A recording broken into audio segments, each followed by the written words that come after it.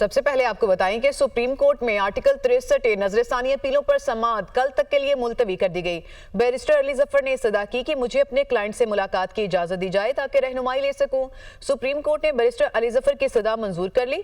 Barrister Ali Zafar की बानी PTI से फौरी मुलाकात कराने के अहकाम जारी कर दिए गए। अदालत ने additional attorney general Aamir Rahman को मुलाकात करने की हिदायत कर दी। चीफ जस्टिस काजी फायज हसन ने रिमार्क्स दिए, कोशिश करें आज रात तक मुलाकात हो जाए। चीफ जस्टिस पाकिस्तान ने बेंच की तश्कील पर एतराज मुस्तरद कर दिया। चीफ जस्टिस पाकिस्तान ने रिमार्क्स दिए कि आपने कहा फैसला सुना दें तो हमने सुना दिया। हम सब का मुश्तरका फैसला है कि बेंच के एतराज को मुस्तरद करते हैं। बैरिस्टर अली जफर ने कहा, बेंच तश्कील देने वाली कमेटी के मेंबरान बेंच का हिस्सा हैं, वो खुद कैसे बेंच की तश्कील को कानूनी करार दे सकते हैं। जिस पर चीफ जस्टिस ने कहा, अगर ऐसा हो तो जजेस कमेटी के मेंबरान किसी बेंच का हिस्सा ही ना बन सकें।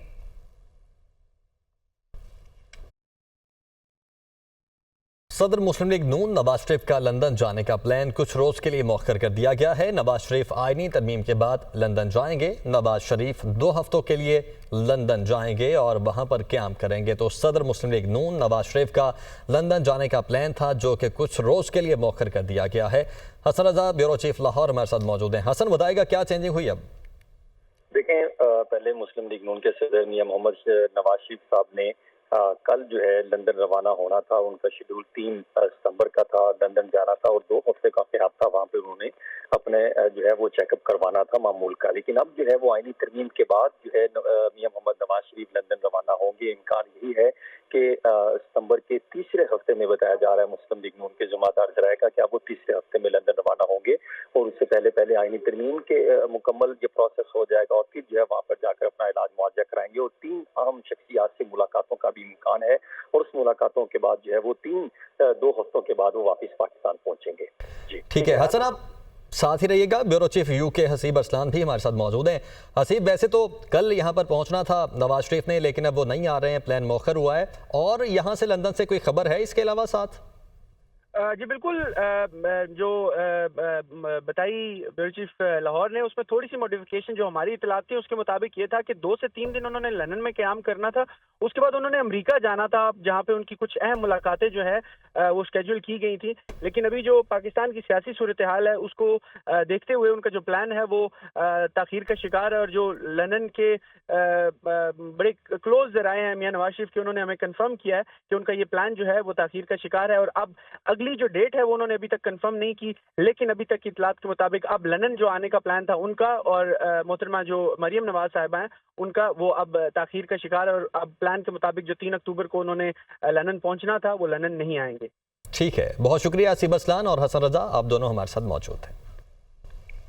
सेनेटर इरफान सदीकी के सरबराह जेजुआई मौलाना फजल रहमान से इस्लामाबाद में मुलाकात हुई। इस मुलाकात में मुल्क की सियासी सूरत हाल पर तबादला ख्याल किया गया और मुलाकात में मौलाना असद महमूद, असलम गौरी और सलमान गिलानी ने भी शिरकत की। आपको बताएं कि सेनेटर इरफान सदीकी की जानिब से सरबराह जेजुआई मौलाना फजल रहमान से इस्लामाबाद में ये मुलाकात हुई है और इस मुलाकात में मुल्क की सियासी सूरत हाल पर तबादला ख्याल हुआ है, जबकि मौलाना असद महमूद, असलम गौरी और सलमान गिलानी ने भी इस मुलाकात में शिरकत की है। इसी से मुतालिक मजीद मालूमात लेंगे नुमाइंदा दुनिया न्यूज़ जफर हाशमी ने इस्लामाबाद से हमें ज्वाइन किया।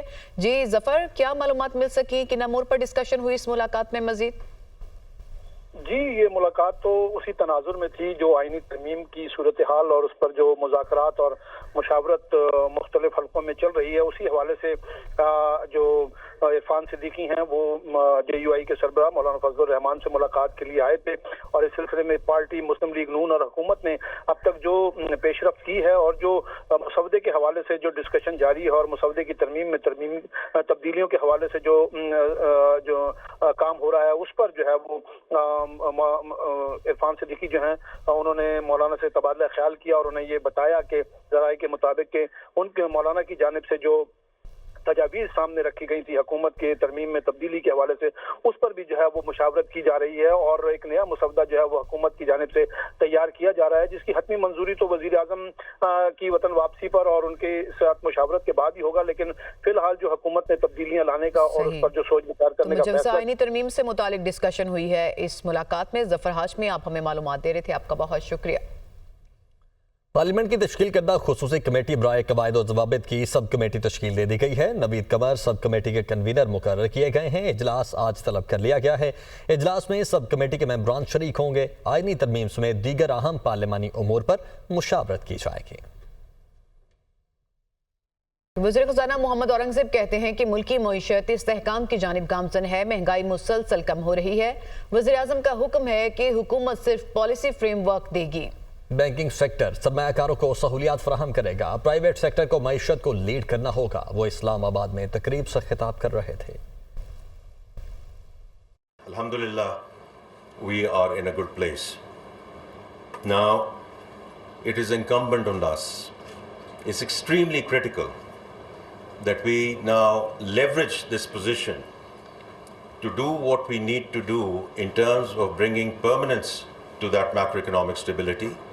और इसमें जो अभी लेटेस्ट इन्फ्लेशन पे बात हुई है, I think that's obviously it has surpassed all expectations and number of reasons for that, and on the back of that I do think it's going to अभी आपको बरह रास्त लिए चलते हैं। मियां नवाज शरीफ और वज़ीर आला पंजाब मरियम नवाज इस वक्त अपनी छत अपना घर स्कीम के चेक तकसीम करने की तकरीब में पहुंचे हैं। आज उनको मेहमान खुसूसी के तौर पर यहां पर दावत दी गई थी और इस वक्त मियां नवाज शरीफ और मरियम नवाज जो कि वज़ीर आला पंजाब हैं वो यहां पर पहुंच चुके हैं और जो लोग यहां पर मौजूद हैं उनकी जानिब से बालिहाना इस्तकबाल किया जा रहा है। मियां नवाज शरीफ और मरियम नवाज का अपना छत अपना घर स्कीम के तहत जिन लोगों की कुरानदाजी में नाम निकले थे उनमें आज चेक तकसीम किए जाएंगे। वाज़ेह रहे कि पंजाब में अपनी छत अपना घर स्कीम के तहत बहुत से लोगों में चेक तकसीम किए जाएंगे जो आज तकरीब का इनेकाद किया गया है और लोन दिया जाएगा। 15 लाख तक कर्ज प्रोवाइड किया जाएगा और जिन लोगों के पास अपना प्लॉट मौजूद है वो उसके ऊपर अपना घर बनाना चाहते हैं, इस स्कीम के तहत उनको 15 लाख तक एक अमाउंट दी जाएगी जो कि कर्जे के तौर पर होगी और इंतहाई कम इंटरेस्ट रेट पर होगी। आज बाकायदा तौर पर चेक तकसीम करने की तकरीब का इनेकाद किया गया है। मरियम औरंगज़ेब भी देख रहे हैं कि हम यहाँ पर मौजूद हैं और तकरीब बाकायदा तौर पर शुरू हो चुकी है। मियां नवाज शरीफ को बतौर मेहमान खुसूसी यहाँ पर मदऊ किया गया है और यहाँ पर हम देख रहे हैं कि इस तकरीब के होस्ट भी यहाँ पर मौजूद हैं और मरियम नवाज और नवाज शरीफ जैसे ही यहाँ पर पहुँचे हैं तो उनका बालिहाना इस्तकबाल भी किया गया है। तकरीब बाकायदा तौर पर शुरू हो चुकी है। मरियम नवाज और नवाज शरीफ यहाँ पर पहुँच चुके हैं और कुछ ही देर में जिन लोगों के नाम कुरानदाजी में पहले मरहले में आए थे उन लोगों को आज चेक तकसीम किए जाएंगे।